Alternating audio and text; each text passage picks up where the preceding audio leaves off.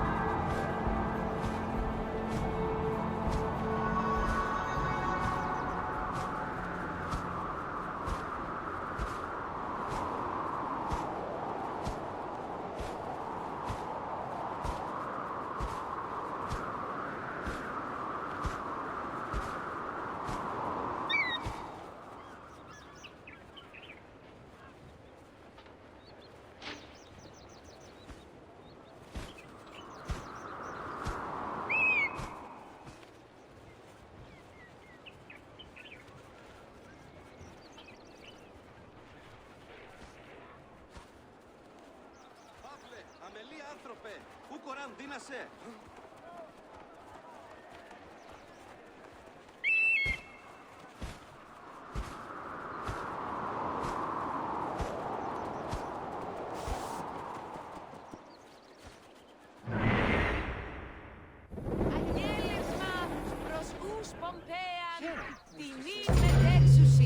Welcome to the Great Library of Alexandria.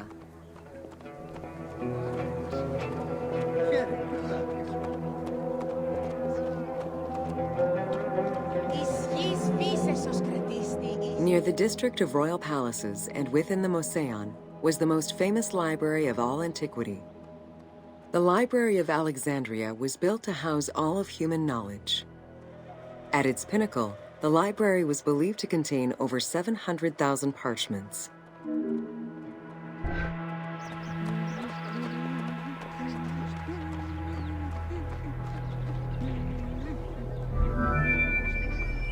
Throughout the centuries, fires and wars between Christianity and paganism destroyed the library, leaving nothing behind.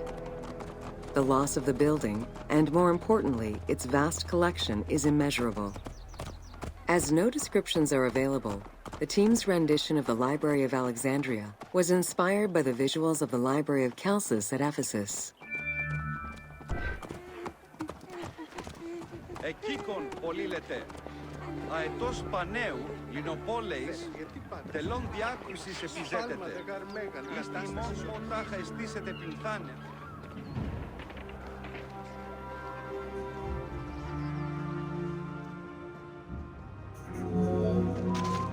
While much of the collection was purchased at the government's expense, the library also obtained books through other means.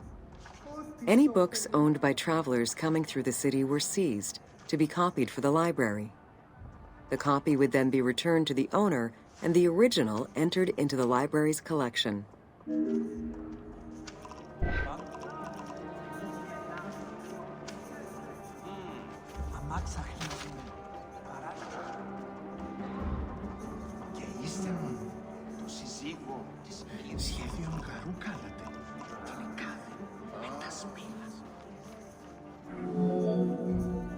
Alexandria offered unrivaled intellectual and cultural attractions. Eminent scholars from Athens, Rhodes, and other Greek centers traveled to the city to learn and engage with other free thinkers. Both the Moseon and the library were at the center of groundbreaking ideas and creative expression.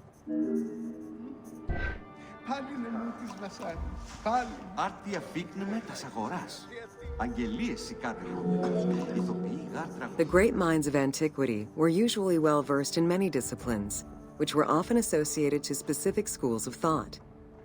The Peripatetics, the Stoics, and the Cynics were among the most well-known schools of the time. It is clear that Alexandria lived up to its fundamental role as a city for intellectuals, nurturing many great minds whose impact reverberates through our modern world.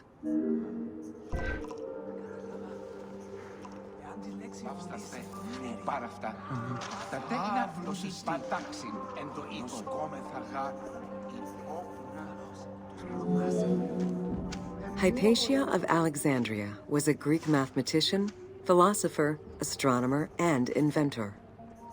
Though born in Greece, she eventually migrated to Alexandria, like many great minds of the time. It is there that she became the head of the Neoplatonist school of Alexandria. From most accounts, she was highly respected by her fellow Alexandrians, both as a teacher and a philosopher. With her death, the age of great ancient scientific discoveries came to an end.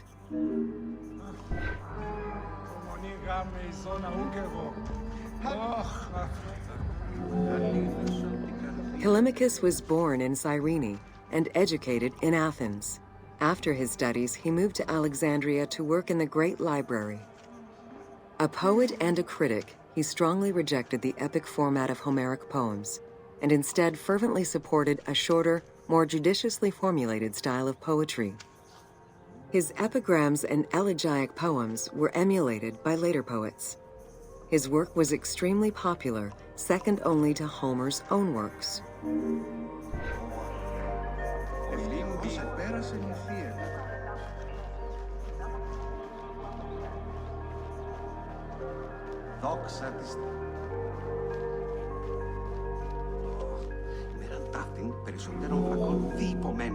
It was in Alexandria that mathematician Euclid, the father of geometry, wrote the Elements, laying out the foundational work of what would become modern algebra and number theory. Euclidean geometry would become one of the most influential systems in the evolution of mathematics.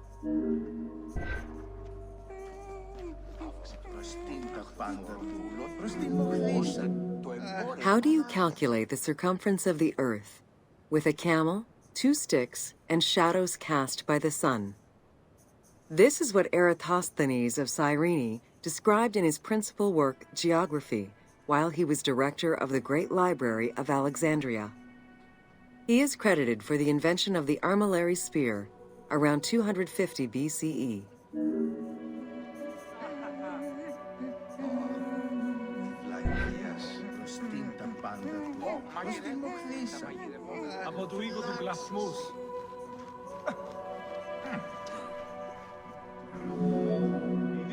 The earliest known and most complete armillary sphere of antiquity was the Meteoroscopian of Alexandria, with an imposing 9 rings compared to the 3 or 4 of most other astrolabes. Known as the zodiac krikatoi amongst the Greeks, the Meteoroscopian was used to determine the location of celestial bodies around the Earth. Every self-respecting astronomer of antiquity would have sought to use this tool to better understand the celestial movements.